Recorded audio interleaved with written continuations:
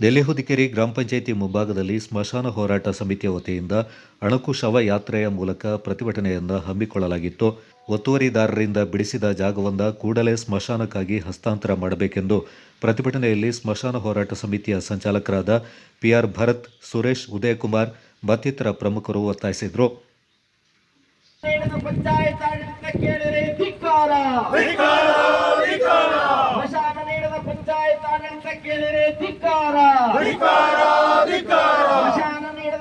ಅಧಿಕಾರಿಗಳಿಗೆ ಧಿಕ್ಕಾರ.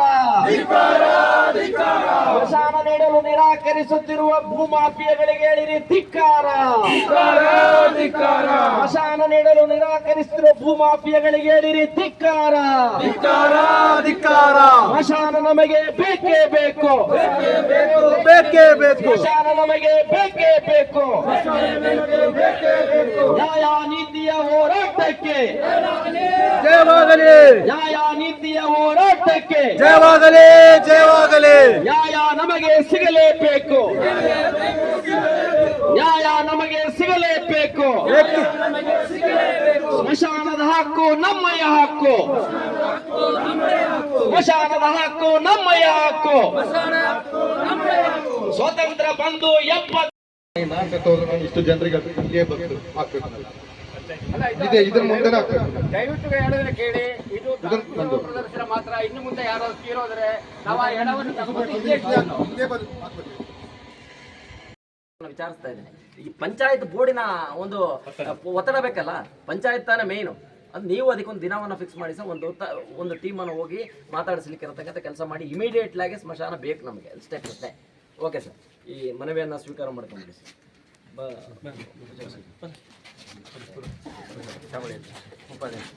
ಸಚಿನ್ ನಡ್ಕೊಳ್ಳಿ ಸರ್. ಬನ್ನಿ ಬನ್ನಿ ಬನ್ನಿ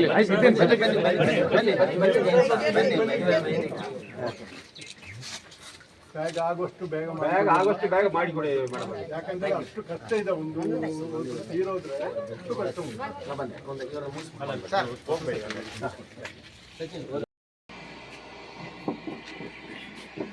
ನಮಗೆಲ್ಲರಿಗೂ ಗೊತ್ತಿದ್ದಂಗೆ ನಾವು ಈಗಾಗಲೇ ಪ್ರಸ್ತಾವನೆ ಸಲ್ಲಿಸಿದ್ದೀವಿ. ಅದು ಕೂಡ ವಿಚಾರ ತಮಗೂ ಕೂಡ ಗೊತ್ತಿದೆ. ನಾವು ಅದರಿಂದ ಫಾಲೋ ಅಪ್ ಆಗಿದ್ದೀವಿ. ಆದಷ್ಟು ಬೇಗ ಆದೇಶ ಆಗುತ್ತೆ. ಅದರ ಪ್ರಕಾರ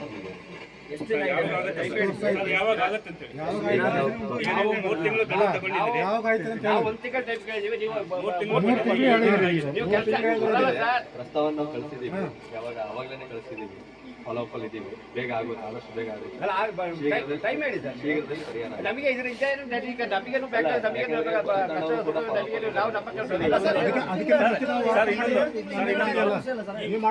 ಈ ವಾರದಲ್ಲಿ ಒಂದು ಸಾವು ಸಂಭವಿಸಿದ್ರೆ ನಾವು ಎಲ್ಲಿ ತಗೊಂಡು ಇಡಬೇಕು, ಅದಕ್ಕೊಂದು ಪರಿಹಾರ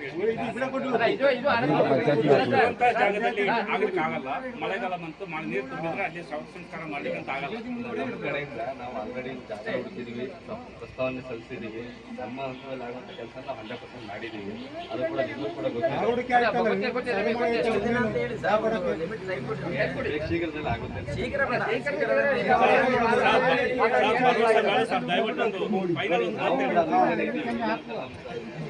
ನಮ್ಮ ಇಲಾಖೆ ನಾವು ಮಾಡ್ತೀವಿ.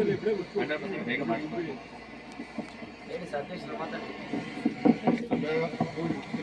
ನಮ್ಮ ಕಡೆಯಿಂದ ನಾವೇನು ಮಾಡಬೇಕಾದಂಥ ಸಂದರ್ಭದಲ್ಲಿ ಪಂಚಾಯಿತಿ ಕಡೆಯಿಂದ ಈ ಜಿಲ್ಲಾಧಿಕಾರಿಗಳು ಮತ್ತು AC ಅವರು ರೆವಿನ್ಯೂ ಡಿಪಾರ್ಟ್ಮೆಂಟ್ ಸಂಪೂರ್ಣವಾಗಿ ಅಂದರೆ ಜಾಗವನ್ನು ಮಂಜೂರು ಮಾಡ್ತಕ್ಕಂಥ ಕೆಲಸ ಪಂಚಾಯಿತಿದಲ್ಲ.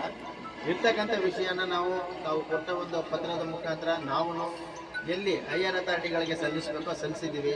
ಅದಕ್ಕೆ ಸಂಬಂಧಪಟ್ಟಂಗೆ ಕಾರ್ಯಕ್ರಮವನ್ನು ಆಗಿದೆ. ಜೊತೆಗೆ ತುರ್ತಾಗಿ ಈಗ ನಮ್ಮ ವಿಲೇಜ್ ಅಕೌಂಟೆಂಟ್ ಹೇಳಿದ್ದಾರೆ, ತುರ್ತಾಗಿ ಸ್ಮಶಾನ ಆಗುತ್ತೆ.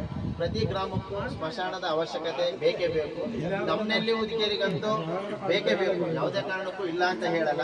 ಆ ಒಂದು ದೃಷ್ಟಿಯಿಂದ ತುರ್ತಾಗಿ ಆಗೋದಂತೂ ಖಂಡಿತ. ಭರತ್ ಅವರು 2-3 ಸಾರಿ ಹೋಗಿ ಬಂದಿದ್ದಾರೆ ಅಲ್ಲಿ.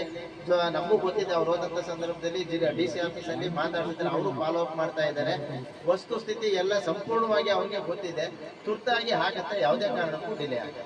ಸರ್, ಅದರಲ್ಲಿ ಒಂದು ವಿಷಯ, ಗ್ರಾಮ ಪಂಚಾಯಿತಿ ಬೋರ್ಡ್ ಏನು ತೀರ್ಮಾನ ಮಾಡಿದೆ ಆ ಜಾಗ ನಮಗೆ ಬೇಡ. ರೆವಿನ್ಯೂ ಇಲಾಖೆ ಏನು ಜಾಗ ನಮಗೆ ಬೇಕು. ನಾವು ಗ್ರಾಮ ಪಂಚಾಯಿತಿಯಿಂದ ಪರ್ಚೇಸ್ ಮಾಡಿದ್ವು, ಆ ಜಾಗ ಕೊಡಬೇಕು ಅಂತಕ್ಕಂಥದ್ದು ಪ್ರಸ್ತಾವನೆಯಲ್ಲಿತ್ತು. ಆದರೆ ಅದಕ್ಕೆ ಸಂಬಂಧಪಟ್ಟಂಗೆ ನಮ್ಮ CEO ಅವ್ರಿಗೂ ಪತ್ರ ರವಾನೆ ಮಾಡಿದಾಗ ಅವರು ಸ್ಥಳ ಪರಿಶೀಲನೆ ಮಾಡಲಿಕ್ಕೆ ಹೇಳಿದ್ರು. ಸ್ಥಳ ಪರಿಶೀಲನೆ ಮಾಡಿ ಅದು ನೀರು ತುಂಬುತ್ತೆ, ಮಳೆ ಬಂದರೆ ಸಾರ್ವಜನಿಕರಿಗೆ ಸ್ಮಶಾನಕ್ಕೆ ತೊಂದರೆ ಆಗುತ್ತೆ, ಆ ಜಾಗ ಕೊಡೋದು ಬೇಡ, ಒಮ್ಮೆ ಕೊಟ್ಟರೆ ಜಾಗ ಮುಂದೆ ಇನ್ಯಾವತ್ತೂ ತೊಂದರೆ ಆಗಬಾರ್ದು, ಆ ರೀತಿ ಜಾಗನೇ ಐಡೆಂಟಿಫೈ ಮಾಡಿಕೊಡ್ಬೇಕಂತ ಅವರು ಸಹ ಜಿಲ್ಲಾಧಿಕಾರಿಗಳ ಜೊತೆ ಮಾತಾಡಿದ್ದಾರೆ. ಹಾಗಾಗಿ ನಾವು ಆ ಜಾಗವನ್ನು ಯಾವುದೇ ಕಾರಣಕ್ಕೂ ಸ್ಮಶಾನಕ್ಕೆ ಉಪಯೋಗಿಸಲಿಕ್ಕೆ ಕೊಡಲ್ಲ. ಯಾಕಂದರೆ ಮಾಡ್ತೀವಿ, ಪ್ರೊಸೀಡಿಂಗ್ಸ್ ಮಾಡಿ ಪಂಚಾಯಿತಿಯಿಂದ ಇಂಥ ಜಾಗವನ್ನು ಕೊಡಬೇಡಿ ಅಂತ ಯಾವುದೂ ನಾವು ಪತ್ರ ರವಾನೆಯನ್ನು ಮಾಡಿಲ್ಲ. ಪಂಚಾಯಿತಿ ಮೀಟಿಂಗಲ್ಲಿ ಪ್ರೊಸೀಡಿಂಗ್ಸ್ ಮಾಡಿ ಈ ಸರ್ವೆ ನಂಬರ್ ಬೇಡ, ಆ ಸರ್ವೆ ನಂಬರ್ ಬೇಡ ಅಂತಕ್ಕಂಥದ್ದು ಹೇಳಿಲ್ಲ.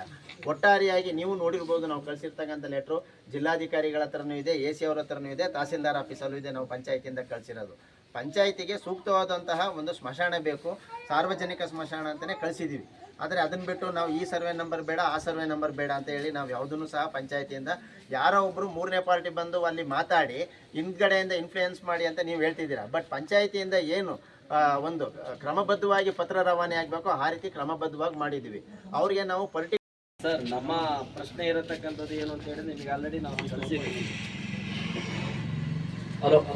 ಈಗ ನಮ್ಮ ಮನವಿ ಏನಿದೆ ಅನ್ನತಕ್ಕಂಥ ಬೇಡಿಕೆಯನ್ನ ನಿಮಗೆ ನಾವು 4 ದಿನಗಳ ಮುಂಚಿತವಾಗಿ ನಮ್ಮ ಅಣುಕು ಶವಯಾತ್ರೆ ದಿನ ಬರ್ತೀವಿ ಅಂತಕ್ಕಂಥ ರೀತಿಯಲ್ಲಿ ತಮ್ಮ ಗಮನಕ್ಕೆ ಕೊಟ್ಟಿದ್ವಿ. ನಾವ್ ಯಾಕೆ ಇವತ್ತು ಬಂದಿದ್ದೀವಿ ಅಂತ ಹೇಳಿದ್ರೆ ನಿಮಗೆ ಗೊತ್ತಿದೆ, ನಿಮ್ಮ ಸಮ್ಮುಖ ತಹಸೀಲ್ದಾರರ ಸಮ್ಮುಖದ ಒಳಗಡೆ 7 ತಿಂಗಳ ಹಿಂದೆ ಸಚಿನ್ರವರು ಕೂಡ ಇಲ್ಲಿದ್ರು, RI ಅವರು ಕೂಡ ಇದ್ರು, ರೆವಿನ್ಯೂ ಇಲಾಖೆ ಜೊತೆಯಲ್ಲಿ ಪಂಚಾಯತ್ ಆಡಳಿತದವರ ಜೊತೆಯಲ್ಲಿ ನಾವು ಚರ್ಚೆಯನ್ನು ಮಾಡಿದ್ವಿ. ಬಾರ್ಗೇನ್ ಆಗಿದ್ದು ನಿಮಗೆ ಗೊತ್ತಿದೆ. ನಾವು 1 ತಿಂಗಳಲ್ಲಿ ಅಂತ ಕೇಳಿದ್ವಿ, ನೀವು 3 ತಿಂಗಳು ಕಡ್ಡಾಕಡ್ಡಿತ ಬೇಕು ಅಂತ ಹೇಳಿದಾಗ ಅದಕ್ಕೂ ಕೂಡ ನಾವು ಒಪ್ಪಿದ್ವಿ. ಈಗ 7 ತಿಂಗಳು ಕಳೆದೋಗಿ ಹಾಗಂತ ಹೇಳಿದ್ರೆ ನೀವು ಹೋರಾಟಗಾರರು ಮಲಗಿಬಿಟ್ಟಿದ್ದಾರೆ ಅಂತಕ್ಕಂಥ ರೀತಿಯಲ್ಲಿ ನೀವು ಇದ್ರಿ ಅಂತಕ್ಕಂಥದ್ದು ನಮ್ಗೆ ಅನಿಸ್ತಾ ಇದೆ. ನಾವು ಮಲಗಲ್ಲ, ಸ್ಮಶಾನ ಸಿಕ್ಕುವವರೆಗೂ ಕೂಡ ಮಲಗುವ ಪ್ರಶ್ನೆನೇ ಇಲ್ಲ. ನಿದ್ರೆ ಬರಲ್ಲ, ಸತ್ತ ಮೇಲೆ ಹಣ ಹಾಕ್ಬೇಕಲ್ಲ, ನನ್ನ ಹಣ ಎಲ್ಲ ಹಾಕ್ಬೋದು ಅನ್ನತಕ್ಕಂಥ ಚಿಂತನೆ ನನಗೆ ಈಗ ಬಂದಿದೆ. ಅದರಿಂದ ಅಷ್ಟು ಸುಲಭ ಅಲ್ಲ, ನಾವು ನಿದ್ರೆ ಮಾಡ್ಲಿಕ್ಕೆ ಹೋಗೋದಲ್ಲ, ನಾವು ಈ ಸ್ಮಶಾನ ಪಡ್ಕೋಬೇಕು ಅನ್ನತಕ್ಕಂಥ ದೃಷ್ಟಿಯಲ್ಲೇ ಈ ಹೋರಾಟಕ್ಕೆ ಬಂದಿದ್ವಿ. ಕಾಟಾಚಾರಕ್ಕೆ ಬಂದಿದ್ದಲ್ಲ, ಗೊತ್ತಲ್ಲ. ಜೂನ್ ತಿಂಗಳಲ್ಲಿ ಇಂದ ಅಬ್ಬರದ ಮಳೆಯಲ್ಲಿ ಎಲ್ಲ ಆಚಾರಿಗಳು 1,000 ಕೆಲಸಕ್ಕೆ ಬಿಟ್ಟು, ಗಾರೆಯವ್ರ ಕೆಲಸಕ್ಕೆ ಬಿಟ್ಟು, ಎಲ್ಲ ಮನೆ ಕೆಲಸಗಳನ್ನ ಬಿಟ್ಟು ಇಲ್ಲಿ ಬಂದಿರತಕ್ಕಂಥದ್ದು ನಮ್ಮ ಸ್ಮಶಾನದ ಹಕ್ಕು ನಮ್ಗೆ ಸಿಗ್ಬೇಕು. ಆದ್ರೆ ನೀವು ಮಾತನ್ನ ಉಳಿಸ್ಕೊಳ್ಳಿಲ್ಲ ಅನ್ನತಕ್ಕಂಥದ್ದೇ ಬಹಳ ಮುಖ್ಯ. 3 ತಿಂಗಳು ಹೋಗಿ 7 ತಿಂಗಳಾದ್ರೂ ಕೂಡ ನೀವು ನಮ್ಮ ಬೇಡಿಕೆಯನ್ನ ಈಡೇರಿಸಲಿಕ್ಕೆ ಸಾಧ್ಯ ಆಗಿದೆ. ಅದರ ಮಧ್ಯದ ಒಳಗಡೆ ನಮಗೆ ಬಂದಿರತಕ್ಕಂತಹ ಒಂದು ಸುದ್ದಿಯನ್ನು ಕೂಡ ನಮ್ಮ ಮುಂದೆ ನಾವು ಗಮನ ತರ್ತಾ ಇದ್ದೀವಿ. ನಾವು ಹೋರಾಟ ಮಾಡಿದ್ವಿ ಸ್ಮಶಾನಕ್ಕೆ, ಪಂಚಾಯತ್ ಬೋರ್ಡ್ ಮೀಟಿಂಗ್ ಮಾಡಿ ಬೋರ್ಡ್ ಸೇರ್ಕೊಂಡು ಸ್ಮಶಾನ ಬೇಕು ಅಂತ ಹೇಳ್ತಕ್ಕಂಥ ಬೇಡಿಕೆ ಇಟ್ಟು ಪ್ರೊಸೀಡಿಂಗ್ ಮಾಡಿದ್ದಲ್ಲ. ನಾವು ಸಾರ್ವಜನಿಕರು ಬಂದಿದ್ದೀವಿ ನಿಮ್ಮ ಹತ್ರ. ಈ ನಾಡಿನಲ್ಲಿ ಸಾರ್ವಜನಿಕವಾಗಿರ್ತಕ್ಕಂಥ ಸ್ಮಶಾನ ಇಲ್ಲ, ಸ್ಮಶಾನ ಕೊಡಬೇಕು. ಇವಾಗಿರ್ತಕ್ಕಂಥ ಸ್ಮಶಾನದ ಪರಿಸ್ಥಿತಿಯ ಬಗ್ಗೆ ನೀವು ಮನದಟ್ಟು ಮಾಡಿ, ಆ ಮುಖಾಂತರ ನೀವು ರೆವಿನ್ಯೂ ಇಲಾಖೆ ಕೆಲಸ ಮಾಡಿಲ್ಲ ಅಂತ ನಾನು ಹೇಳಲ್ಲ, ಖಂಡಿತವಾಗಿ ಕೂಡ ನಿಮ್ಮ ಇಲಾಖೆ ಕೆಲಸ ಮಾಡಿದೆ. ರೆವಿನ್ಯೂ ಇಲಾಖೆ ಅದರಲ್ಲಿ ಸ್ಪೆಷಲ್ ಆಗಿ RI VI ತಹಸೀಲ್ದಾರ್ ಬಹಳ ಒಳ್ಳೆಯ ರೀತಿಯಲ್ಲಿ ಕೆಲಸ ಮಾಡಿದ್ರು. 177 ಸರ್ವೆ ನಂಬರ್ ನ ಗುರುತಿಸಿ DC ಆಫೀಸ್ ನಲ್ಲಿ RTC ಆಗುವಾಗ ಸರ್ ನಿಮ್ಮ ಪಂಚಾಯತ್ ಆಡಳಿತ ಸದಸ್ಯರುಗಳು ಕೆಲವು ಭೂ ಮಾಫಿಯಾಗಳು, ನಾನು ಅದನ್ನೇ ಹೇಳ್ಬೇಕಾಗ್ತದೆ, ರಿಯಲ್ ಎಸ್ಟೇಟ್ ಮಾಫಿಯಾಗಳು ಆ ಭೂಮಿಯನ್ನ ಸ್ಮಶಾನಕ್ಕೆ ಕೊಡಬೇಡ ಅಂತಕ್ಕಂಥ ರೀತಿಯಲ್ಲಿ ಅದನ್ನ ಬೇರೆ ರೀತಿಯಲ್ಲಿ ವರ್ಗಾವಣೆ ಮಾಡ್ಲಿಕ್ಕೆ ಶಾಸಕರಲ್ಲಿ ಒತ್ತಡವನ್ನ ಮಾಡಿದ್ದಾರೆ, DC-ಯಲ್ಲಿ ಒತ್ತಡ ಮಾಡಿದರೆ. ಈ ರೀತಿಯಲ್ಲಿ ಕೆಲಸ ಮಾಡಿದಾಗ ನಾವು ನಿಮ್ಮ ಪಂಚಾಯಿತಿಯನ್ನ ಯಾವ ರೀತಿಯಲ್ಲಿ ನಂಬಲಿಕ್ಕೆ ಸಾಧ್ಯ ಅನ್ನತಕ್ಕಂಥ ನೀವಾಗಿ ಗುರುತು ಮಾಡಿಕೊಳ್ಳಿಲ್ಲ ಸ್ಮಶಾನಕ್ಕೆ. ನಮ್ಮ ಬೇಡಿಕೆ, ಆ ಬೇಡಿಕೆಯಲ್ಲಿ ತಹಸೀಲ್ದಾರ್ ಬಂದು ಹುಡುಕಿ ಜಾಗವನ್ನ ಮಾಡಿದ್ರೆ ಆ ಜಾಗವನ್ನ ಕೊಡಲ್ಲ ಅಂತ ಹೇಳೋದಾದ್ರೆ, ಇವತ್ತು ಪಂಚಾಯತ್ನ ಒಳಗಡೆ 133ರಲ್ಲಿ 1 ಎಕರೆ 8 ಸೆಂಟ್ ಪೈಸಾರಿ ಇದ್ದಂತಹ ಜಾಗವನ್ನ ಸ್ಮಶಾನಕ್ಕೆ ಅಂತ ಹೇಳಿ 50 ವರ್ಷ ಆಗಿದೆ. ಅದನ್ನ ಬಿಡಿಸಿಕೊಡ್ಲಿಕ್ಕೆ ನಿಮ್ಗೆ ಆಗಿಲ್ಲ. ಪರ್ಯಾಯವಾಗಿ ತಹಸೀಲ್ದಾರ್ ಒಂದು ಮಾಡಿದ್ರೆ ಅದನ್ನೂ ಕೊಡೋದಿಲ್ಲ ಅಂತ ಹೇಳಿ ರಿಯಲ್ ಎಸ್ಟೇಟ್ ಮಾಫಿಯಾಗಳ ವರ್ತನೆಯಿಂದ ನಿಮ್ ಪಂಚಾಯತ್ ಇದ್ರೆ, ನಿಮ್ ಪಂಚಾಯತ್ ಮೆಂಬರ್ಸ್ ಗಳಿಗೆ ನಿಮ್ಮದೇ ಆಗಿರತಕ್ಕಂಥ ವಾಯ್ಸ್ ಇಲ್ಲ ಅಂತ ಹೇಳೋದಾದ್ರೆ, ಈ ನಾಡಿನ ಜನರ ಮೂಲಭೂತವಾಗಿರತಕ್ಕಂಥ ಸಮಸ್ಯೆಗೆ ಪರಿಹಾರವಾಗಿ ಸ್ಮಶಾನ ಕೊಡಬೇಕು ಅನ್ನತಕ್ಕಂಥ ಹೋರಾಟದ ಮುಖಾಂತರ ಜಾಗವನ್ನು ಹಿಡಿದ್ರೆ, ಆ ಜಾಗ ಮತ್ತೊಂದಕ್ಕೆ ಪರ್ಯಾಯ ಕೊಡಬೇಕು ಅಂತ ಹೇಳಿ ನಿಮ್ಮ ಬೋರ್ಡ್ ನಲ್ಲಿ ಇರ್ತಕ್ಕಂಥ ಕೆಲವು ಮಾಫಿಯಾಗಳು ಕೆಲಸ ಮಾಡಿದ್ರೆ, ನೀವು ಅದಕ್ಕೆ ಚಪ್ಪಾಳೆ ತಟ್ಟುವುದಾದ್ರೆ ನಿಮ್ ಪಂಚಾಯತ್ ಆಡಳಿತ ದಯವಿಟ್ಟು ನೀವೆಲ್ಲರೂ ಕೂಡ ಸಾಮೂಹಿಕವಾಗಿ ರಾಜೀನಾಮೆ ಕೊಟ್ಟು ಹೊರಗಡೆ ಹೋಗೋದು ಒಳ್ಳೇದು ಅಂತ ಹೇಳಿ ನನಗೆ ಅನಿಸ್ತಾ ಇದೆ. ಯಾಕಂದ್ರೆ ಅಷ್ಟರ ಮಟ್ಟಿಗೆ ನಮಗೆ ಬೇಸರವನ್ನು ಹೇಳ್ತಾ ಇದ್ದೀನಿ. ಈ ನಾಡಿನ ಜನರ ಪ್ರಶ್ನೆಗೆ ಪರಿಹಾರವನ್ನ ಕಾಣ್ಲಿಕ್ಕೆ ಆಗಲ್ಲ ಅಂತ ಏನ್ ಹೇಳುದು? ಸಾರ್ವಜನಿಕ ಸ್ಮಶಾನ ಇಲ್ಲ, ಸಾರ್ವಜನಿಕ ಶೌಚಾಲಯ ಇಲ್ಲ, ಎಷ್ಟು ವರ್ಷಗಳ ಬೇಡಿಕೆ ಇದೆ. ಇದು ನ್ಯಾಯಯುತವಾಗಿರ್ತಕ್ಕಂಥ ಪ್ರಶ್ನೆ ಇದೆ. ಅದರಿಂದ ನೀವು ಇದಕ್ಕೆ ಉತ್ತರವನ್ನ ಕೊಡಬೇಕು. VI ಅವರ ನೀವು ನೆಲ್ಲಿಹುದಿಕೇರಿ ಗ್ರಾಮದ ಸ್ಮಶಾನ ಹೋರಾಟ ಸಮಿತಿಯ ವತಿಯಿಂದ ಇವತ್ತು ನೆಲ್ಲಿಹುದಿಕೇರಿ ಗ್ರಾಮ ಪಂಚಾಯಿತಿಯ ಮುಂದೆ ಅಣುಕು ಶವ ಪ್ರದರ್ಶನ ಮಾಡುವುದರ ಮುಖಾಂತರ ಈ ಗ್ರಾಮದಲ್ಲಿರ್ತಕ್ಕಂಥ ಸಾರ್ವಜನಿಕರಿಗೆ ಭಾಳ ಅತ್ಯವಶ್ಯಕವಾಗಿರತಕ್ಕಂಥ ಒಂದು ಸ್ಮಶಾನ ಬೇಕು ಅಂತ ಹೇಳಿ ಈ ಹೋರಾಟವನ್ನು ಮಾಡ್ತಾ ಇದ್ವಿ. ಕೊಡಗು ಜಿಲ್ಲೆಯ ಕುಶಾಲನಗರ ತಾಲೂಕಿನ ನೆಲ್ಲಿಹುದಿಕೇರಿಯ ಗಡಿಯ ಭಾಗದಲ್ಲಿರ್ತಕ್ಕಂಥ ನೆಲ್ಲಿಹುದಿಕೇರಿ ಗ್ರಾಮ ಪಂಚಾಯತ್ ಸುಮಾರು 12,000 ಜನಸಂಖ್ಯೆ ಇರತಕ್ಕಂಥ ಒಂದು ಗ್ರಾಮ ಇದೆ. ಇಲ್ಲಿ ಅತ್ಯಂತ ಹೆಚ್ಚು ದಿನನಿತ್ಯವೂ ಕೂಡ ಕೂಲಿ ಕಾರ್ಮಿಕರ ಕೆಲಸವನ್ನು ಮಾಡತಕ್ಕಂಥ ಕಾರ್ಮಿಕ ವರ್ಗ ಇರತಕ್ಕಂಥ ಪ್ರದೇಶ.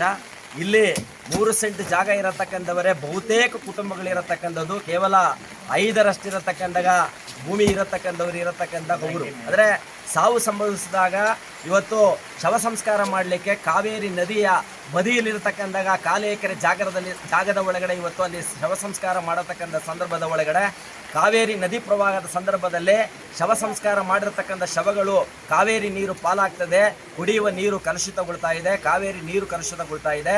ಸ್ವಂತ ಕುಟುಂಬಗಳಿಗೆ ತನ್ನ ವರ್ಷದ ಆಚರಣೆಯನ್ನು ಮಾಡಲಿಕ್ಕಿರತಕ್ಕಂಥ ಅವಕಾಶಗಳಿಲ್ಲ, ಹೆಣವನ್ನು ಊರ್ಲಿಕ್ಕಿರತಕ್ಕಂಥ ಜಾಗ ಇಲ್ಲದೆ ಸಂಕಷ್ಟವನ್ನು ಎದುರಿಸ್ತಾ ಇರತಕ್ಕಂಥ ಸಂದರ್ಭದಲ್ಲಿ ಗ್ರಾಮದ ಒಳಗಡೆ ಒತ್ತುವರಿಯಾಗಿರ್ತಕ್ಕಂಥ ಏನು ಸ್ಮಶಾನದ ಜಾಗವನ್ನು ಬಿಡಿಸಬೇಕು ಅನ್ನತಕ್ಕಂಥ ಹೋರಾಟವನ್ನು ಮಾಡಿದ್ದೀವಿ. ಆ ಸಂದರ್ಭದಲ್ಲಿ ಇಲ್ಲ ಪರ್ಯಾಯವಾಗಿರ್ತಕ್ಕಂಥ ಜಾಗವನ್ನು ಕೊಡ್ತೀವಿ ಅಂತ ಹೇಳಿ ರೆವಿನ್ಯೂ ಇಲಾಖೆ ಹೇಳಿದ ಮಾತ್ರಕ್ಕೆ ನಾವು ಇಷ್ಟು ಕಾಲ ಕಾದು ಈಗ ಹಿಡಿದಿರತಕ್ಕಂಥ ಜಾಗವನ್ನು ಬೇರೆ ರೀತಿಯಲ್ಲಿ ಅದನ್ನು ಉಪಯೋಗಿಸಲಿಕ್ಕಿರತಕ್ಕಂಥ ಪ್ರಯತ್ನವನ್ನು ಮಾಡ್ತಾ ಇದ್ದಾರೆ. ಅದರ ಭಾಗವಾಗಿ ಇವತ್ತು ಹೋರಾಟವನ್ನು ಮಾಡಿದ್ದೀವಿ.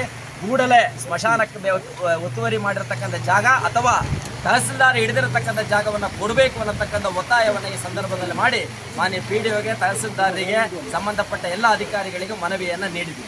ಮುಂದೆಯೂ ಹೋರಾಟ ಮುಂದುವರಿಯುತ್ತೆ.